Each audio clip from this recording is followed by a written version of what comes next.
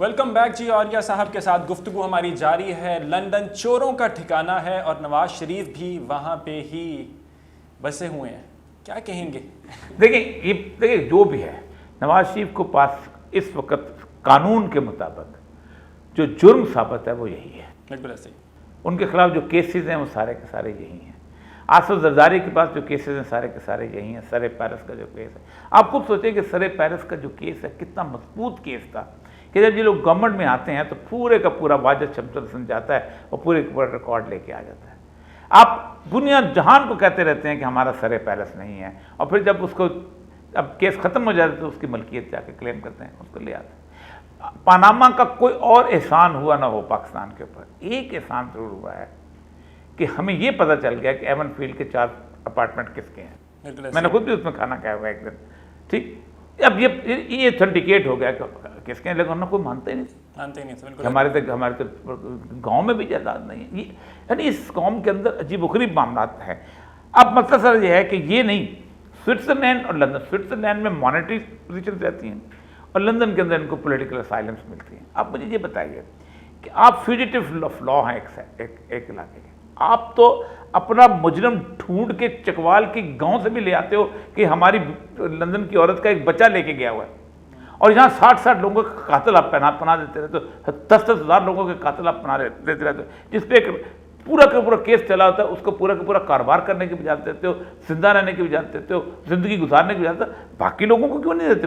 اس کا مطلب یہ ہے کہ آپ کے رول اسٹینڈرڈز ہیں اور آپ پاکستان کی سیاست کو گورن کرنا چاہتے ہیں. لیکن ایک بات بتاؤں آپ، یہ جو تازہ کیس ہے نا جی، اس کے اندر جہاں اسٹیبلشمنٹ بہت زیادہ ویک ہوئی ہے، وہاں لندن کو بھی اندازہ ہو گیا کہ اب ان کے گھوڑے پاکستان میں چلنے کے نہیں ہیں.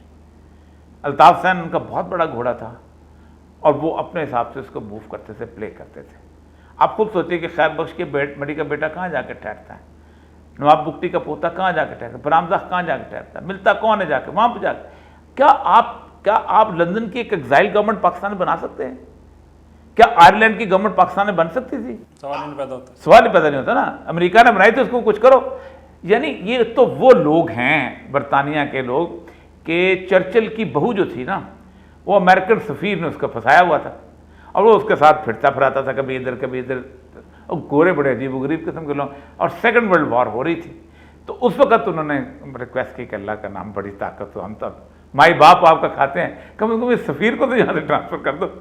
تو اس امریکہ نے لندن کی یہ بات مانی تھی کہ تم جا کے نا اس کو سفیر کو، اس نے روس ٹرانسفر کر دیا. اس نے وہاں جا سے کہا تھا جنگ ختم نہیں ہوئی، جنگ کبھی شروع ہوئی ہے. تو مطلب جہاں آپ معاملہ آ جاتا ہے مکمل طور پہ تو آپ ختم ہو جاتے ہیں. تو پاکستان کی اب سیاست میں اب کہا جا رہا ہے کہ ہم وہاں پر وہ آرمی چیف جو ہے اس کو نواز شریف سے پوچھیں. پاکستان کو چھوڑ دو، 1170 جو ہے مفرور ہیں اس وقت صرف اسلام آباد کی عدالتوں کے.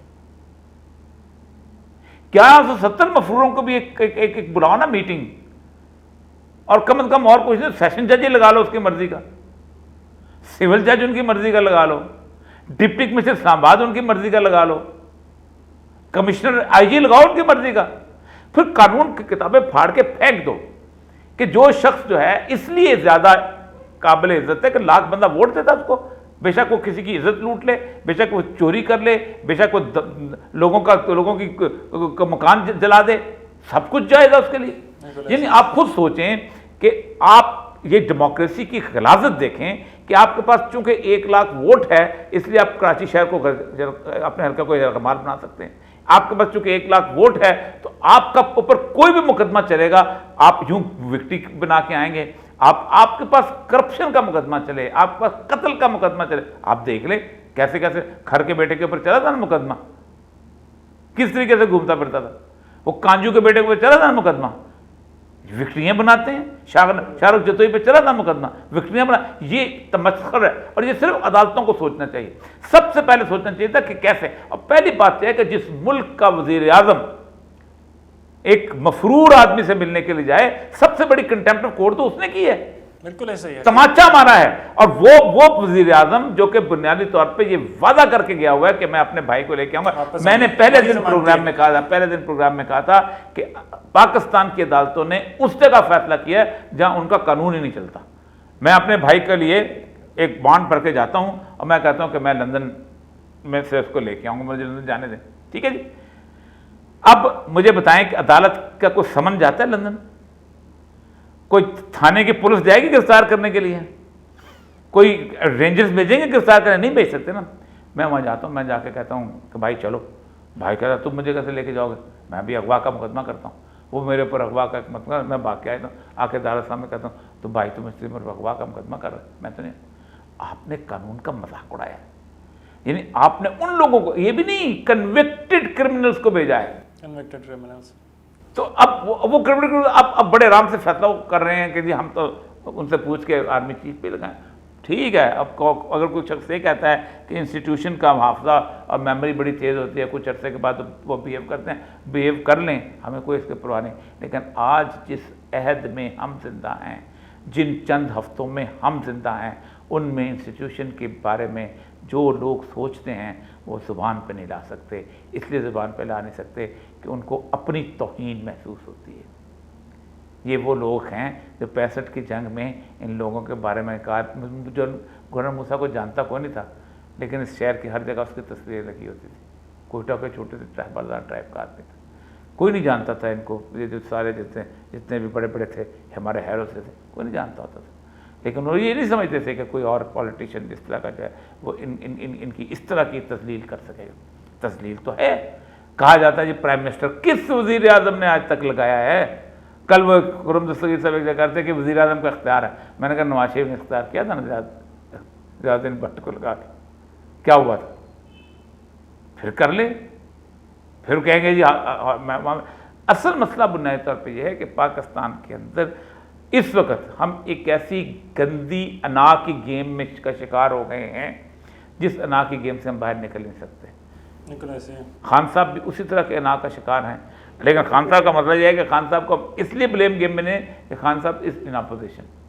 خان صاحب کچھ بھی ہو, آپ بیٹھ کے ڈکٹیٹ کر رہے ہو اس وقت کہ ہم یہ کریں گے, اور کھڑے ہو کے کہہ رہے ہیں کہ ہم فلانا حکیم فضل الرحمان صاحب حکیم ثناء اللہ. کس بات کی؟ یہ دھمکی تو مشرف نہیں دیتا ہوتا تھا ایسی کہ تم آ کے دکھاؤ اسلام آباد. یہ دھمکی تو کبھی یحییٰ خان اور ایوب خان اور مشرف نے نہیں, کسی ضیاء الحق نے نہیں دی, کہ جو یہ لوگ دیتے ہیں اور کر کے بھی دکھاتے ہیں. یہ تو کبھی ہم نے تو مارشل ادار میں بھی یہ چیزیں دیکھی تھی. اس بدترین قسم کے سسٹم کو کون سپورٹ کرتا ہے؟ میں کرتا ہوں؟ نہیں. اسلام آباد کی پولیس کی حیثیت کیا؟ اتنی سی پولیس ہے, جبکہ 2 صوبے اس کے اگینسٹ ہوں, اوقات کوئی نہیں ہے. اس کا مطلب ہے کہ کوئی ہلا شیری موجود ہے, کوئی تھپکی موجود ہے. لیکن وہ تھپکی کو لوگ اگر سمجھ گئے ہیں, بھائی 1000 دفعہ کہا ہے, منتیں کر کے کہا ہے, ترلے کر کے کہا ہے, اللہ کا نام ہے, وہ لوگ اب سمجھتے ہیں نہ کرو. گزر گیا زمانہ کہ جب وہ لوگ کہتے, اور لوگوں کی بھی ایک میموری بنتی جا رہی ہے. یہ بہت بڑی میموری ہے, اس کا میموری کارڈ بہت بڑا ہے. یہ ریوائنڈ ہو سکتا ہے, یہ ڈسپلے کر سکتا ہے, یہ بتا سکتا ہے, یہ سب کچھ کرتا ہے. یہ وہ چیز نہیں رہ گئی. اور یہ وہ تاریخ ہے جس کو آپ بدل نہیں پائیں گے. بدقسمتی ہے ہماری, ہم ایک ایسے دور کے اندر جی رہے ہیں جہاں پہ ہمارا وزیر اعظم لنڈن جا کے, وہی لنڈن پلان جس کی بھی آپ نے ساری ہسٹری سنی, جس کو ہمیشہ بیک فائر کیا, وہاں پہ جا کے ڈکٹیشن لے رہا ہے, اور ایک ایسے انسان سے جو کہ مفرور مجرم ہے.